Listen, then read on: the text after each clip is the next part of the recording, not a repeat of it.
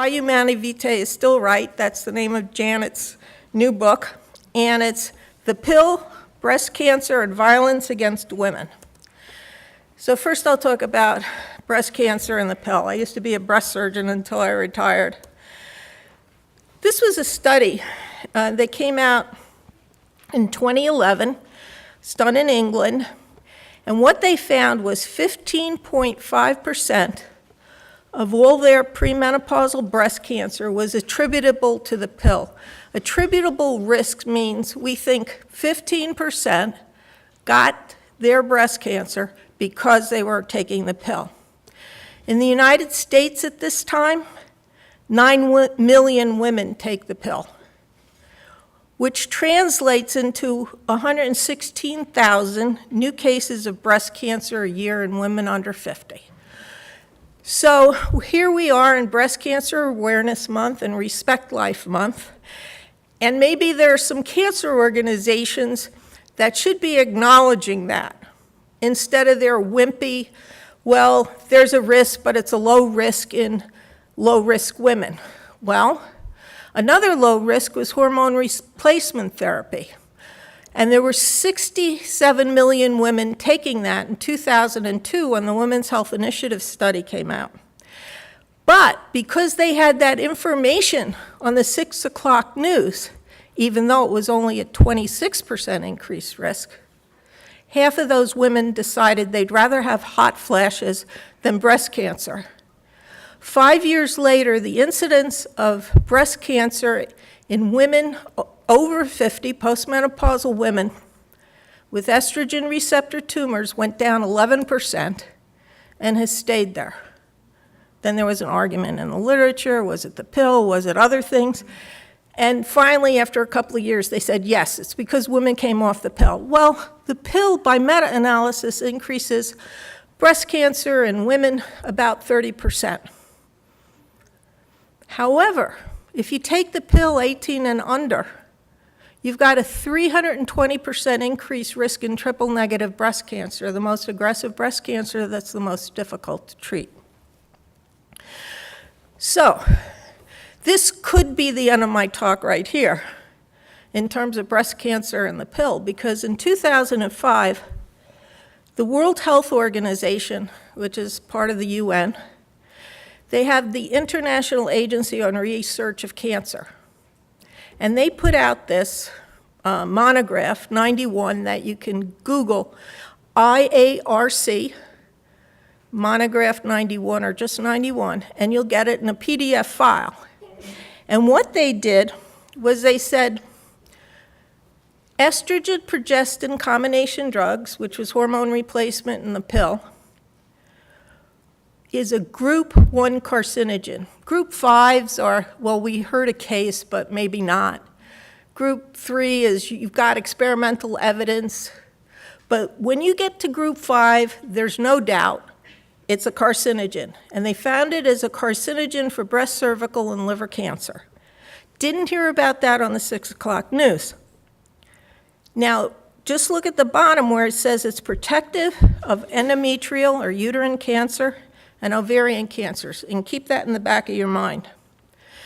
So in Lancet Oncology acknowledged this in 2005, but the data had already come out in 1988 with this lecture of estrogens as a cause of human cancer. So as far back as the 80s, we knew that it was a carcinogen. In 2001, the National Toxicology Program Advisory Panel put estrogen on its list of carcinogens that year, along with wood dust for nasopharyngeal cancers. And they said to the woman who was on the panel, why did you do that? And she said, well, they only talk about the benefits of the pill, and maybe this will force the issue on the table. And then in 2003, David Longfellow, who was at the NCI, said it's been an uphill battle to convince the mainstream that estrogen initiates cancer by damaging DNA. Because estrogen is a wonderful hormone. It gives women breasts, it allows them to have children. How could that be bad for you? Well, there's always too much of a good thing, and we're using synthetic estrogens. So finally, after many years, the New England Journal, which is considered the Bible, in 2006 put out this article, Estrogen Carcinogenesis in Breast Cancer, and concluded that they've consistently found an increased risk associated with exogenous estrogen plus progesterone, the pill hormone replacement therapy. They even spelled out oral contraceptives. Well, the next month in the New England Journal, there was all this hate mail in the letters to the editor, to Nancy Davidson, saying, how could you say that? You had the Marchbank studies saying everything was okay. And she said, that's correct. I changed my mind. It's true. Then in 2006, Chris Callenborn was the first author of a paper put out by the Mayo Clinic. And it was a meta-analysis of all the studies that had been done on breast cancer and the pill, and they found a 44% increased risk if oral contraceptives were used before full-term pregnancy. And then just this past December, this actually got on the 6 o'clock news. And they were surprised. It was like news. I mean, this is 2017. That paper came out in 1988. That was a really big paper. The pill and all hormonal contraceptives, including the progestin-only pill, the Mirena IUD, all of them increased breast cancer risk. A lot of people found that to be a surprise. Now, that month, I had one of the attendings at a family practice residency program emailed me and said she wanted to get together because she remembered when she was a resident that I had talked about the pill. Now, you can imagine how popular I was at my hospital talking about it. So I'm going to do a little bit of medicine. So don't glaze over, even though it's after lunch, and I'm sure you want to. There's two effects of estrogen. It acts as a mitogen, causing proliferation, makes cancers that are estrogen receptor positive grow faster, and it's also a carcinogen. So what does that mean, proliferation? Well, you have the normal growth of cells in your uterine lining, you know, when the estrogen goes up. If you get too much, you get hyperplasia. And if that goes on long enough, that hyperplasia, it can turn into neoplasia or cancer. So in that bottom row there, you see a normal duct has one cell, duct hyperplasia, multiple levels. But if you keep making cells, some of them will get atypical because they'll make mutations because they're growing and they have to copy DNA. And can you imagine copying the Bible very quickly? You're going to make a mistake. So whenever you copy cells quickly and you're copying all those genes and DNA so you can split it into two cells with two complete copies, you make mistakes. Those are mutations. Eventually, if that stuff sits there long enough, it becomes the non-invasive form of breast cancer, ductal carcinoma in situ, that then goes on to become the metastatic invasive breast cancer. So remember I told you to keep, protective against endometrial and ovarian cancer. So if you look in the right-hand column, under ovary, the first part of your menstrual cycle, there's estrogen only. So what's happening in your uterus? It's proliferating. The lining is getting thicker because, it's going to maybe get a blastocyst to implant. What's happening in your breasts? Nothing. In the lobules, which is, has those ducts, your breasts are just hanging out looking good. Now, when the pill first came out, it was an estrogen-only pill. And so the OBGYNs giving it out said, geez, we're getting a lot of uterine cancer now. I know, let's fix that. We'll put progestin there. So they had estrogen and progesterone. So now look at the right-hand side. When you're in your corpus luteal phase after ovulation, you have estrogen and progesterone. What's happening in the lining of your uterus? It's getting differentiated. That's a good thing. What's happening in your lobules, your breast tissue, your milk duct with the surrounding glands? It's proliferating like crazy. You can see mitoses under the microscope of the cells actually splitting. That's the dangerous sign. So that's why the pill is protective for uterine cancer, but it causes breast cancer. So you'll hear people say, well, you know, the pill increases breast cancer a little bit, but it protects you against ovarian cancer, so it's kind of a wash. It's not a wash, because if you took 100 women in this country with cancer, 3 of them have ovarian cancer, 6 of them have endometrial cancer, but 36 of them have breast cancer. So no, it's not a wash. You shouldn't have to take a group 1 carcinogen for a non-disease fertility. So I'm going to explain the difference between proliferation and differentiation. So you have these cells rapidly dividing, copying their DNA before they divide. And if you do it fast enough, you make mutations, and then if they add up, you can have a cancer cell form.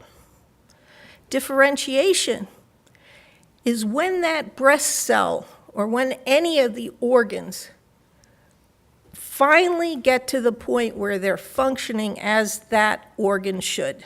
So in the case of breast, it's when you make the milk.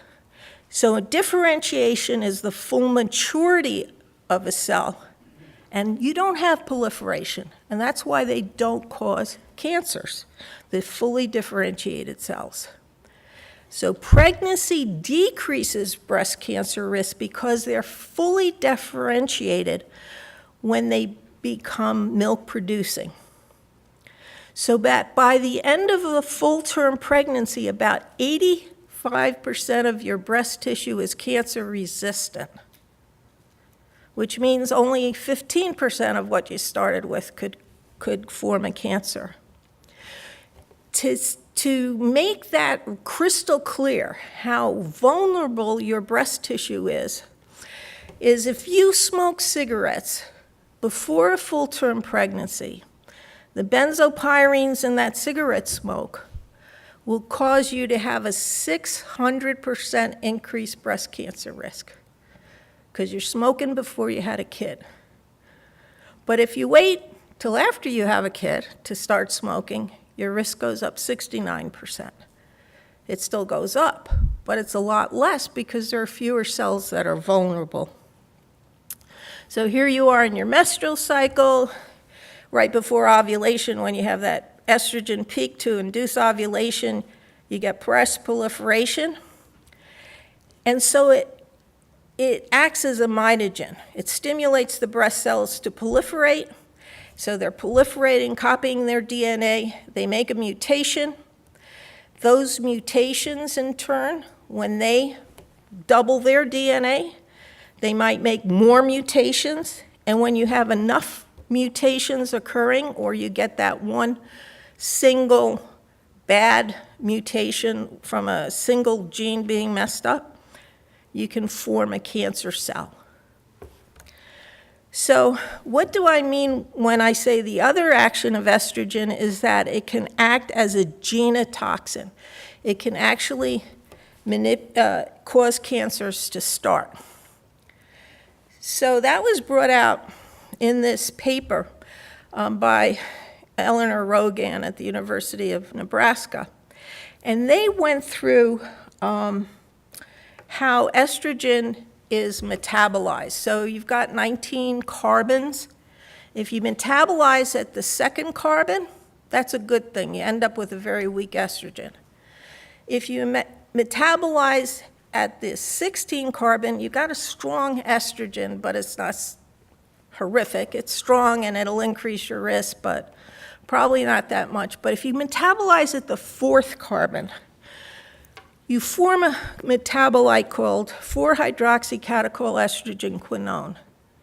And that compound actually pulls the purine bases out of DNA chains. So purines are part of the rungs of the ladder, that twisted ladder, that helix, and it actually injures the DNA. And Eleanor Rogan also did a study where she showed that women who had breast cancer, if she measured the levels of 4-hydroxycatechol-estrogen in their blood, it was higher than women without breast cancer. So it's clinically significant. And now I'm going to overlap Vicki a little bit. And I'm going to talk to you about breast cancer and violence against women. I got permission from Steve Boza to talk about this. So we're going to go back to 2010. The pill had been out for 50 years. Time magazine did a big issue on it. The pill, so small, so powerful, so misunderstood. And what they talked about in this article was a study put out, again 50 years after the pill came out, in the British Medical Journal, a study done by Hannaford from the Royal College of General Practitioners. And they looked at women on and off the pill. You took the pill, you didn't. Let's see how you die. Do you die the same way? And actually, even long before Donald got into the Oval Office, there was fake news. Time was guilty of fake news, because this is what they wrote. A large study released this March found that women who take the pill are less likely to die prematurely from any cause, including cancer and heart disease. But look at the abstract. That's a picture of the abstract. And in red, they wrote in their abstract, they had higher rates of violent death if you were on a pill. They said that was their only statistically significant finding, meaning they were 95% certain those results couldn't be due to chance. They didn't know how to explain it, but they felt that it was true, and the longer you were on the pill, the more likely you were to die a violent death. So then they have these what's called rapid responses. He found 192% increased risk of violent death of women upon who took the pill. They said they didn't know why. And then there's something called rapid responses, which is letters to the editor that get posted online. And one of the letters to the editor was from S. Craig Roberts, who is an instructor at the University of Liverpool. And this is what he said. He had done studies in 2008 saying that if odor plays a role in human mate choice, our results suggest that the pill could disrupt disassortive mate preferences. Disassortive in terms of the MHC genes that Vicki talked about. And then another one in 2009. Factors of special relevance in terms of individual preferences are reproductive status and long versus short-term mating context, odor preference for major histocompatibility dissimilarity. Now, why is that important? Your major histocompatibility genes are the genes that if you want to do organ donation, you want to make sure you get somebody that match very well. But in terms of survival, those are the genes that fight infection. The leading cause of death in people before the 1940s, when they developed antibiotics, was infection. You got strep throat, you got rheumatic heart disease, and you died. Or Bright's disease, your kidneys failed and you died. So the more different MHC genes that your progeny has, the more likely you are to survive. So you want a dissimilarity. So this is what he wrote. Hannaford also finds higher rates of violent death among ever users of the pill, and that the rate of violent death increases with longer duration. Evolutionary insights into human partner choice may provide a clue. Oral contraceptives alters women's baseline preferences for men, such that pill users prefer men who are similar to themselves. One consequence of being partnered with similar men is lower sexual responsivity.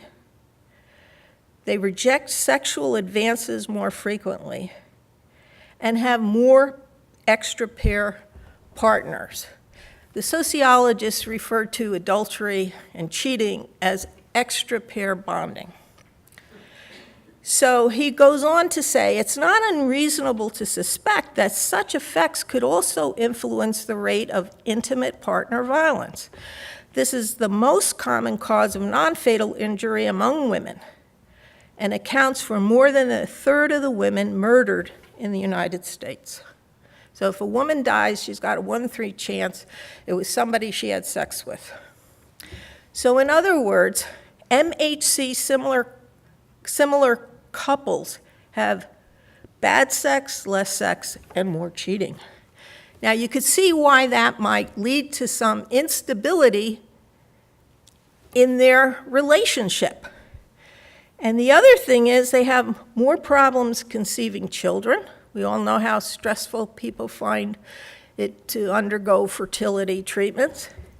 And then their kids are less healthy because they have lower MHC heterogeneity, meaning that they're very similar. So all of those things can lead to marital discord. So what's happening in the United States? 82% of all American women of reproductive age have taken the pill at some point in their life. 9 million women are on the pill right now. Actually, it was 10 million, because I just looked it up again. The CDC carries all those statistics. Now, if women do perceive themselves as less desirable, as Vicky says, the pill puts you in a pseudo-pregnancy state because your estrogen, progesterone levels have to be so high that you inhibit ovulation. And if you do that, you have to override those ovaries, so it has to be very high, so it's a pseudo-pregnancy state. So when do men find women most alluring? It's when they're in their fertile phase. Now, your taxpayer dollars funded a study done at the University of New Mexico professors who looked at how the tips went for lap dancers. And if lap dancers were in their fertile phase, their tips went up. So there's a depth to this literature. And I would also say that when I was in practice, I used to teach family practice residents. And I told this one female resident about, the thing with the pill and, how attractive you are. And she goes, "Oh, is that why they say? I started taking the pill because I started having sex. And now I'm on the pill and I never have it." I think that's a millennial adage. Anyway, so if, like my daughter's high school class of 2010, half of the girls in her class were on the pill. So if they're in the pseudo-pregnancy state and they're not so attractive to the boys, maybe that's why you have to have a lot of makeup and you have to be more provocative in your clothing because you're perceiving that they're not interested in you. So several studies have reported that the leading cause of death in pregnant women is homicide by intimate partners. So that was from a 2001 study in Maryland. 20% of women who died during pregnancy were murdered. Similar findings in Chicago and New York.